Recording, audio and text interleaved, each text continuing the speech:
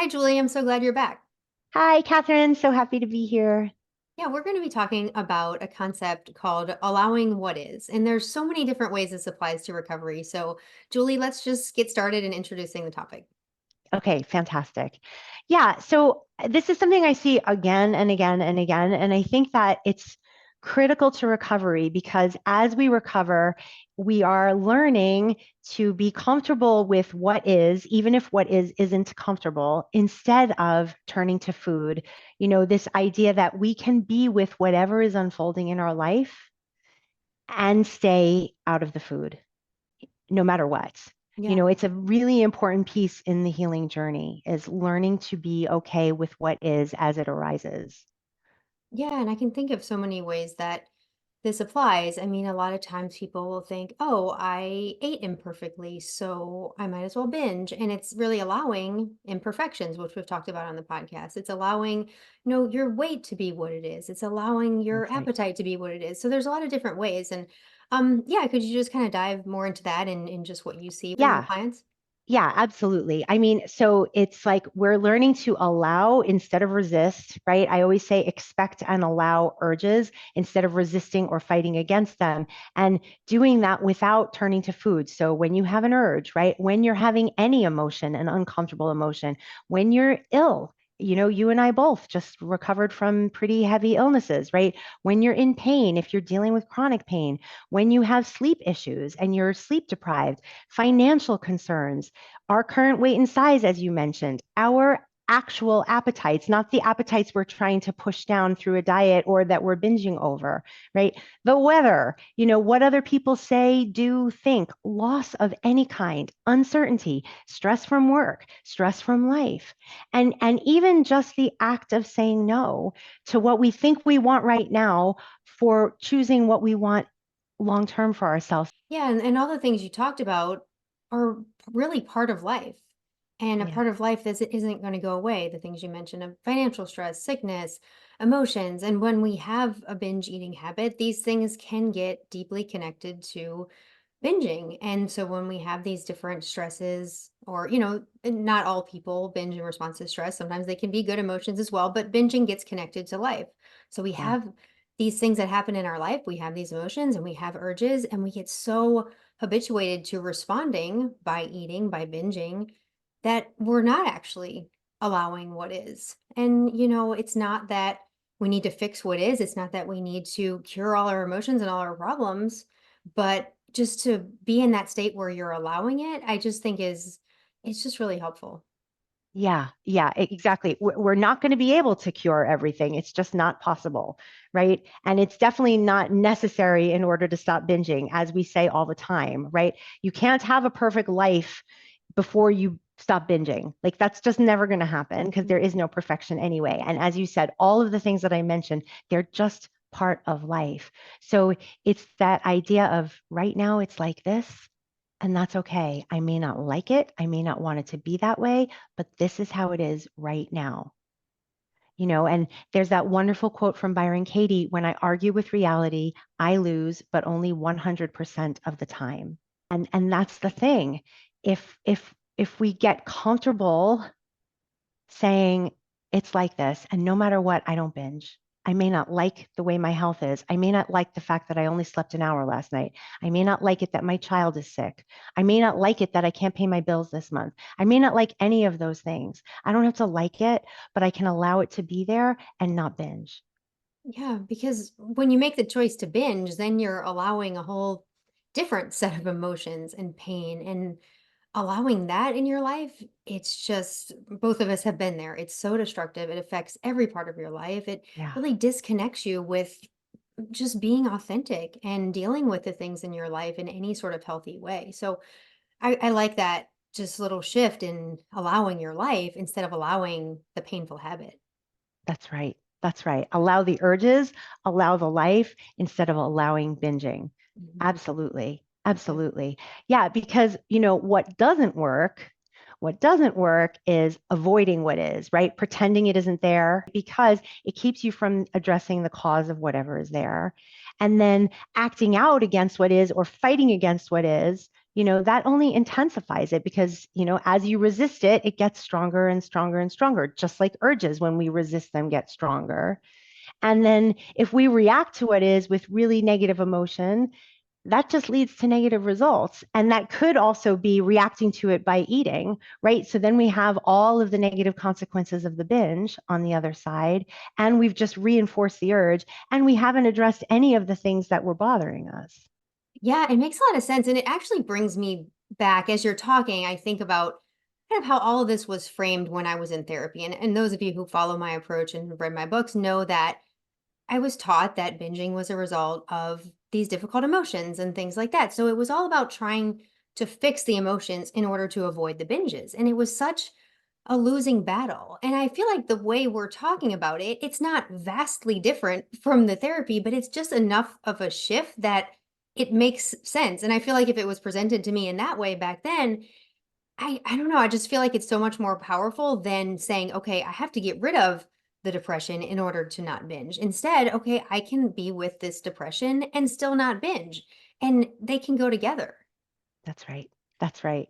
That's right. And of course, the irony is that if you have depression and you binge, now you have even more depression and you have a stronger binge eating pattern.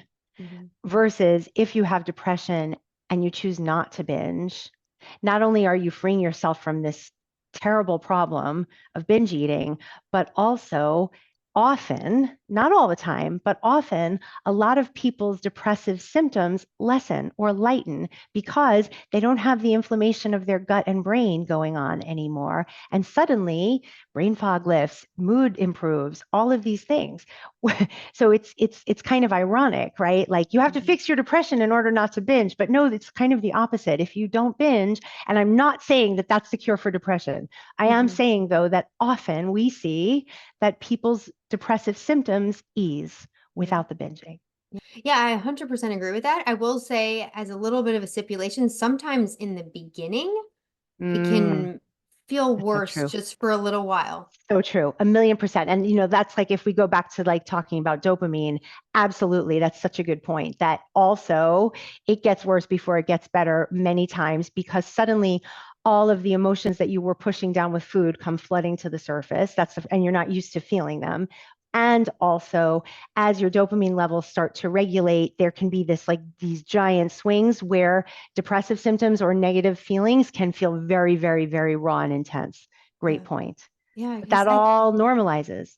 yeah, for sure. And then there's a whole new life on the other side, and you have the ability then to deal with the depression, any of the depression that's left, in a healthy way. And you're That's so right. much more resource, as you always say.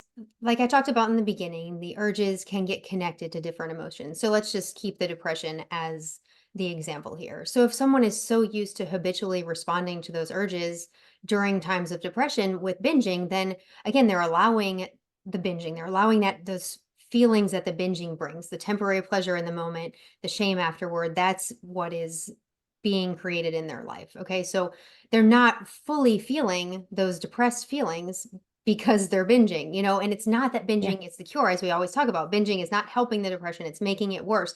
But they get a little bit out of practice dealing with the feelings and being Yeah. with the feelings. So there is can be a time, like I talked about in the beginning, that the feelings feel more overwhelming. And that doesn't, I think the mistake people make in that moment is they think, oh, the binging was actually helping me. I actually did need to binge to help myself with this emotion. But no, you're just out of practice. And if you can just get through that time, like you talked about, then everything gets better on the other side.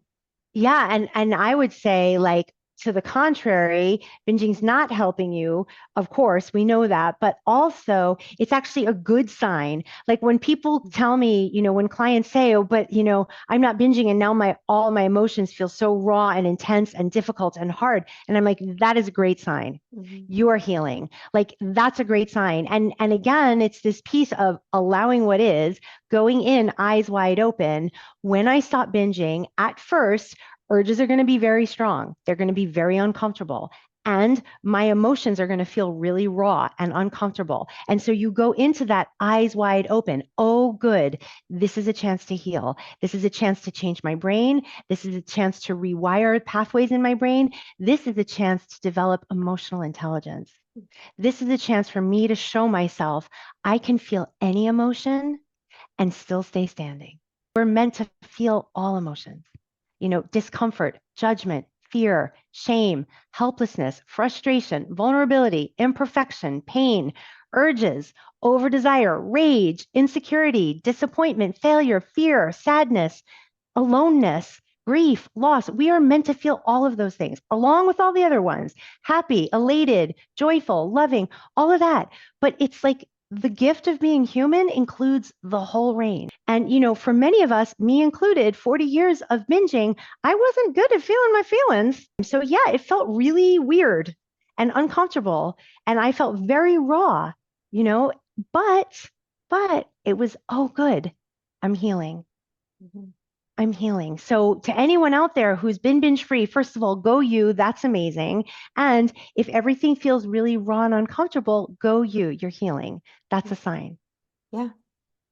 Yeah, it's interesting. And I think your experience is so powerful. And a lot of this conversation does bring me back to things I wrote in the book and things about therapy. And one thing I was thinking about, and I hope that can kind of explain this correctly, is that when I was in therapy and was told that, okay, you're binging because of emotions, I thought, well, I actually do want to experience my emotions. It wasn't like, oh, I don't want to feel them because they're so scary. I wanted to feel my emotions and I tried. And the problem was I couldn't dismiss the urges. I didn't know why I was having these urges. I didn't understand the survival mechanism in my brain. I didn't understand habit. I just felt so overwhelmed. So they did get connected to stress or negative emotion. So I'd have the negative emotion. I wanted to feel the negative emotion. It's not like I felt like I was running away. The therapist told me I was Mm, running away, but I wanted to feel it. But I had such strong urges to binge. I didn't know how to feel that. I didn't know how to feel the urges and not binge. So I would get frustrated that no, I really want life. I really want emotions. I really want to allow what is, but I can't resist this urge. And so I think for me, the most important thing was learning to allow what is in terms of allowing the urge. Does that make urges. sense? Yeah, absolutely. And it comes down to that's the whole point, right? Brain over binge. It's so simple. Eat adequately so you can expect and allow urges, period, or dismiss them. But the point is, like, that's why we do that. It's top of the pile, right? We're eating adequately and we are not responding to urges with food, period. And Mhm. then from there, everything else starts to happen, which gets back to the whole piece of allowing urges, allowing what is. Urges arise. They just do. Mhm. We all feel desire for things. Sometimes it's appropriate desire, sometimes it's not appropriate desire. And so when we have that over desire for food, but we've been eating adequately, then we can expect and allow those urges and let them move through us. Yeah. Yeah. So when you have the skill of eating adequately, it allows you to allow the urges. And then when you allow the urges, then you can allow life. Everything else. Yeah. Mhm. Yeah. And I mean, maybe I could talk now a little bit about different ways to practice allowing things that Yeah. people can try out. Oh, for Yeah. sure. Yeah. Okay. Yeah. I mean, really basic stuff, nothing, there's no rocket science here. But one thing is when discomfort arises, as it will, settle into your body and breathe. Like start there. So basic. Everybody can do that. It doesn't cost any money. I encourage people to put their hands on their heart center because that slows the heart rate down. It helps you get into a parasympathetic state, but just taking a minute and breathing and settling into the body. So you're having that uncomfortable urge, you feel yourself going into resistance, you stop and you breathe you know, basic, basic. And then, an added layer because, of course, we always want to wake up the prefrontal cortex. And so breathing is going to slow us down, get out of the amygdala. And you could say out loud, I'm having an urge right now. It's like this right now. I'm okay. Name it, name what's going on for you. I'm frustrated, I'm angry, whatever it is, name the emotion because when you say it out loud and you allow yourself to have that feeling, suddenly you're not at war with it anymore. Yeah. you know and then from there you might start to notice because as you were describing, those urges were so intense, they were so hard for you to fight against, right? Because you were trying to fight the urges, as younger you, right? Versus just expecting them to be there once you figured out that whole pattern. And so when we can name it, I'm feeling an urge and that's okay, I can be with this. Suddenly there's spaciousness, and then when there's spaciousness, it doesn't feel so intense. Yeah, I think that's a really helpful way to frame it and just give people some practical tips. I have a question for you, and I want to see your opinion on this. Yes, absolutely, feeling your feelings makes so much sense, and we all need to learn this stuff. But there are times that maybe like people might just want to check out in other ways, not eating, but just watch a show, scroll on. Yeah, I think that can have a place absolutely. too. Oh my God, a million percent, a million percent. Absolutely. And I think like super smart to notice, like, I just need to check out right now. I don't want to Mhm. deal with this. I don't want to think about it. Check out. Yes, as long as we're checking out with something that has no net negative, Yeah. right? So you're checking, yeah, maybe you're turning on some TV show that like is really absorbing to you and gives you a little escape. Absolutely. Yeah. Absolutely. Because you're giving yourself that break. That's all we need. I mean, a lot of times I just go to bed. Hmm. When I'm experiencing a lot of discomfort, it's like, okay, my brain just needs a break. I'm going to bed. Yeah. My checking out, going to sleep. Yeah. I think that, Everything looks better in the morning. it does. It does. And I think people can think, oh, I need to be perfect at feeling my feelings. And it can become a whole different level of perfectionism when, like, you're not going to be perfect at that either. But if you turn to some, other guilty pleasure that has no net negative, like you talked about, that's okay sometimes too. Life is a balance. Absolutely. Absolutely. Life is a balance. And I mean, that's also part of the problem. I mean, we've talked about that before and when we were talking about like taking a real break, how often people will say, I just needed a break. And like binging is the opposite of a Hmm. break. Take a real break with full permission and full pleasure. Always, always. Yeah. So much better. Yeah. Yeah. And the other piece that I was going to say is, the obvious things, meditation, journaling, those are great ways to practice allowing and also letting it be messy. Like, it's okay. There's no perfection about allowing. Yeah, Like, for sure. For sure. People might think, oh, I didn't allow the feeling. I turned to this TV show, so I'm already failed. No, you aren't. You're just dealing with life the best way you can. Like, the point totally. is to eat adequately, to expect and allow urges to binge. And however you learn to deal with life, you'll figure out your own formula for that too.